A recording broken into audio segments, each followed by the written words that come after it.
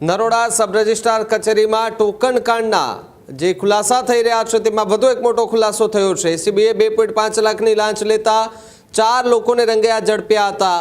Sub registrar આકાશ દેસાઈ સહિત કરાર આધારિત ઓપરેટર સામે કાર્યવાહી થઈ છે। ક્યુઆર કોડ મારફતે ટોકન અનલોક માટે 35,000 લેવામાં આવતા હોવાનો આરોપ હતો। ટોકન અનલોક મદદનીશ નિબંધક HN પટેલના આઈડીથી જ આ શક્ય હોવાનો દાવો કરવામાં આવી રહ્યો છે।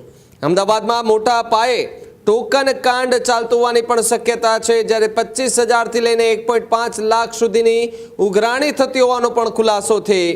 ગાંધીનગર હેડ ઓફિસ સુધી સેટિંગ અને સિન્ડિકેટ ચાલતું હોવાના દાવા પણ છે।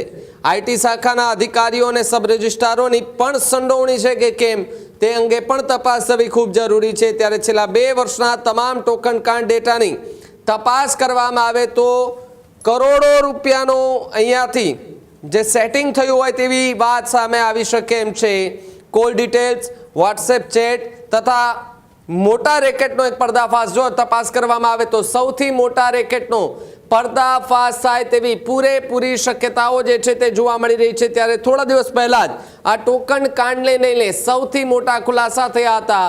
એસીબીએ જે છે તે ત્યાં રેડ કરી અને જે રોકડ રકમ લેતા જે અધિકારી છે તેમને ઝડપી પાડ્યા હતા।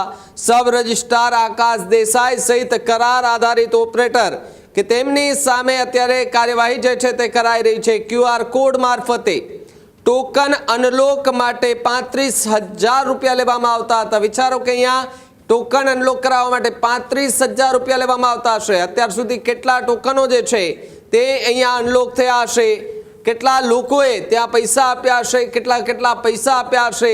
જો એ આખી ગણતરી કરવામાં આવે તો લાખો કરોડો રૂપિયાની રેકેટનો જે છે તે પર્દાફાશ આગામી સમયમાં થાય તેવી પૂરેપૂરી સંભાવનાઓ છે।